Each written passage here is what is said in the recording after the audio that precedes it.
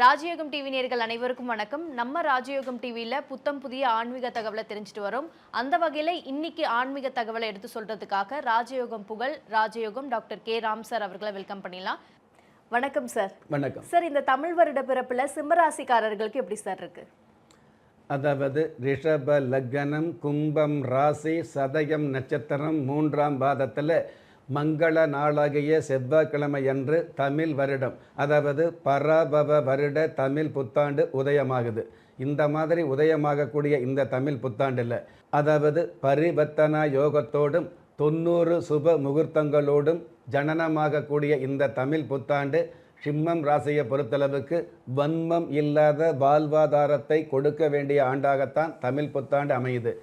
ஏற்கனவே சிம்மம் ராசிக்கு அஷ்டம சனி அப்படிங்கிற ஒரு அமைப்பு இருந்துக்கிட்டு இருந்தால் கூட, அஷ்டம சனி அப்படிங்கிற ஆதிக்கம் இருந்துக்கிட்டு இருந்தால் கூட, அதற்கு மேலாக ஒரு விதமான அதிர்ஷ்டம் சம்பந்தப்பட்ட விஷயங்களை ஆங்காங்கே கொடுக்கக்கூடிய, வருடம் முழுவதும் உங்களுக்கு வாழ்வாதாரத்தை நிலைப்படுத்தக்கூடிய ஆண்டாக தமிழ் புத்தாண்டு அமையுது. இந்த மாதிரியான அமைப்புக்கு சாஸ்திர ரீதியாக பல்வேறு கருத்துக்கள் சொல்லப்பட்டிருந்தால் கூட, இந்த தமிழ் புத்தாண்டு சம்பந்தப்பட்ட பராபவ வருட தமிழ் புத்தாண்டில் உங்களுடைய ராசி அதிபதி சூரிய பகவான் ரசாதிபதி அப்படிங்கிற ஆதிபத்தியத்தில் இருக்கிறதுனால கண்டிப்பாக உங்களுக்கு ராசியான ஆண்டாகத்தான் இந்த தமிழ் புத்தாண்டு அமையும். தமிழ் புத்தாண்டு உதயமாகக்கூடிய அந்த நாளிகை வினாளிகை நேரத்தில் உங்களுடைய ராசி அதிபதி சூரிய பகவான் உச்சம் பெற்றிருக்குது அப்படிங்கிறது உண்மையான யதார்த்தமான விஷயம்தான். ஆனால் அப்படி உச்சம் பெறக்கூடிய இடம் பார்த்திங்கன்னா 9ஆம் இடம் என்று சொல்லக்கூடிய பாக்கிய ஸ்தானத்தில் உச்சம் பெற்றிருக்கிறதுனால ஒரு சில கஷ்டங்களுக்கோ இல்லை ஒரு சில எதிர்மறையான விஷயங்களுக்கோ அச்சப்படாமல் செயல்படக்கூடிய மிகப்பெரிய வாய்ப்புகளை அடுத்தடுத்து கொடுக்கக்கூடிய ஆண்டாகத்தான் தமிழ் புத்தாண்டு அமையும். அதாவது கஷ்டம் வருது அப்படிங்கிறத தவிர்க்க முடியாது.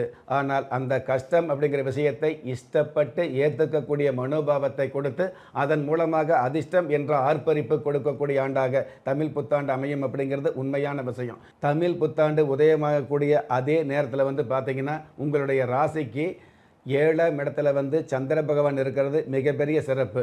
எந்த ஒரு காரியமாக இருந்தாலும் எடுத்த காரியத்தில் தொடுத்த வெற்றிகளை அடுத்தடுத்து சந்திக்கக்கூடிய ஆண்டாக அமையும்.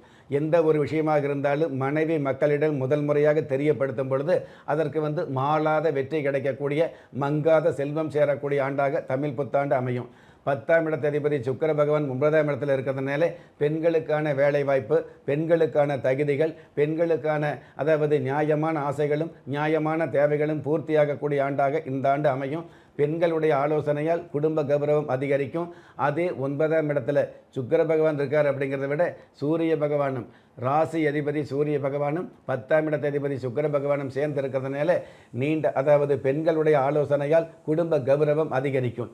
உபஜய லாபஸ்தானத்தில் முழு சுப கிரகமாகிய குரு பகவான் இருக்கிறதுனால, அதுவும் மிதுனம் ராசியில் குரு பகவான் இருக்கிறதால மிதுன குரு மிதமிஞ்சிய லாபம் அப்படிங்கிற விஷயம் சாஸ்திர ரீதியாக சொல்லப்பட்டிருக்கிறதுனால பொதுவாகவே நீண்ட நாள் கடன் தொல்லையிலிருந்து நிவர்த்திகள் கிடைக்கக்கூடிய வாய்ப்புகள் உருவாகும். அதற்கான உதவிகள், அதற்கான சந்தர்ப்பங்கள், அதற்கான ஒரு மிகப்பெரிய சம்பாத்தியங்கள் கிடைக்கும். உபரி வருமானங்கள், சிதறி கிடக்கக்கூடிய இந்த கடன் சம்பந்தப்பட்ட விஷயங்களில் உபரி வருமானங்கள் கிடைச்சு அதன் மூலமாக உயர்வுகள் கிடைக்கக்கூடிய ஆண்டாக தமிழ் புத்தாண்டு அமையப் போகுது அப்படிங்கிறது உண்மை. இந்த குரு பகவான் பஞ்சம ஸ்தானாதிபதியாக இருக்கிறதுனால திருமணமாகி நீண்ட காலங்களாக புத்தர பேர் இல்லாத பாக்கியவதிகளுக்கு அறிவுபூர்வமான ஆரோக்கியமான நல்ல புத்தர பாக்கியம் கிடைப்பதற்குண்டான ஆண்டாகவும் இந்த தமிழ் புத்தாண்டு அமையப் போகுது. அரசியல் சம்பந்தப்பட்ட துறையில் உள்ளவர்களுக்கு திடீரென தலைகீழாக மாறக்கூடிய, உங்களுடைய உயர்வு சம்பந்தப்பட்ட விஷயங்களில் எதிர்மறையான குழப்பங்கள் ஏற்படக்கூடிய சூழல் இருக்கிறதுனால கொஞ்சம் கவனமாக செயல்பட வேண்டிய ஆண்டாகவும் இந்த ஆண்டு அமையும். Super sir. சிம்மராசிக்காரர்களுக்கு அஷ்டமத்தி சனி நடக்கிறதுனால அவங்களுக்கு காரிய தடை நீங்க என்ன மாதிரியான பரிகாரங்கள் இருக்கு? சிம்மம் ராசியை பொறுத்தளவுக்கு தமிழ் புத்தாண்டு தன வரவுகளை ஓரளவு கொடுக்கக்கூடிய அமைப்பில் இருந்துக்கிட்டு இருந்தால் கூட, ஜென்ம ராசியில் கேது பகவான் இருக்கிறதால ஜென்ம ராசிக்கு அட்டம ஸ்தானத்தில் சனி பகவான் இருக்கிறதால, அதே சனி பகவானோடு செவ்வாய் பகவான் சேர்ந்து இருக்கிறதுனால, அந்த செவ்வாய் பகவானோடு தனஸ்தானாதிபதி புதன் பகவான் நீச்சம் பெற்று இருக்கிறதுனால எவ்வளவு நல்லதை சொல்லிக்கிட்டு இருந்தால் கூட, கோச்சாரப்படியான நன்மைகள் இருந்துக்கிட்டு இருந்தால் கூட, ஏதாவது ஒரு வகையில் உங்களுடைய ஆச்சாரம் பாதிக்கப்படுது அல்லது தடைப்படுது அல்லது ஏதாவது ஒரு வகையில் உங்களுக்கு அவமானம் ஏற்படுது அப்படிங்கிறது உண்மையான விஷயமா இருந்துகிட்டு இருக்கும். எந்த நட்பு நல்ல நட்புன்னு நினைக்கிறோமோ அவங்க மூலமாக தேவையில்லாத அவமானம், தேவையில்லாத தொந்தரவு, தேவையில்லாத செலவினங்கள் ஏற்படக்கூடிய சூழல் இருக்கிறதுனால கொஞ்சம் கவனமாக இருந்துகிட்டு இருக்கணும். நாம் எவ்வளவுதான் கவனமாக இருந்தாலும் நவ கிரகங்கள் நம்மளை விட கவனமாக இருக்கும் அப்படிங்கிற விஷயத்தை மௌனமாக தெரிய வேண்டிய காலமாகவும் இந்த ஆண்டு இருந்துகிட்டு இருக்குது.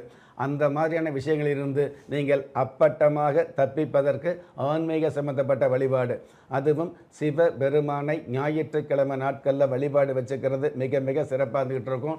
ஞாயிற்றுக்கிழமை காலையில் விரதம் இருந்து அப்படிங்கிறத விட ஞாயிற்றுக்கிழமை அதிகாலையிலேயே சிவன் கோயிலுக்கு சென்று சிவபெருமானை வழிபாடு முடிச்சுட்டு அதற்கப்புறம் சிவபெருமான் சன்னதியில் நின்று சூரிய பகவானை பார்த்து நமஸ்காரம் வச்சுக்கிறது மிக மிக சிறப்பாக இருந்துகிட்டு இருக்கும்.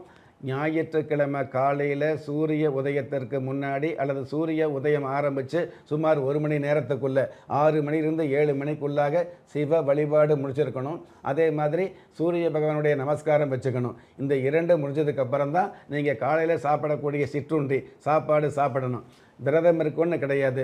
கோயிலுக்கு போய் சாமி தரிசனம் பண்ணினதுக்கப்புறம் வெறும் வயிற்றில் வேண்டுதல் வச்சதுக்கப்புறம் வெறும் வயிற்றில் பிரார்த்தனை வச்சதுக்கப்புறம் அதற்கப்புறம் சாப்பாடு சம்மந்தப்பட்ட விஷயங்களை உட்கொள்ளக்கூடிய அமைப்பு ஏற்படுத்திக்கிட்டீங்க அப்படின்னா கண்டிப்பாக சிவமயம் என்ற அந்த மயத்தால் பயம் இல்லாத வாழ்க்கையை சுயமாக வாழக்கூடிய தகுதியை நலமாக கொடுக்கக்கூடிய ஆண்டாக தமிழ் புத்தாண்டு அமையும். Super sir. சிம்மராசிக்காரர்களுக்கு சரியான பரிகாரம் சொன்னீங்க சார். நிகழ்ச்சியில் கலந்துக்கிட்டதுக்கு நன்றி சார். நன்றி.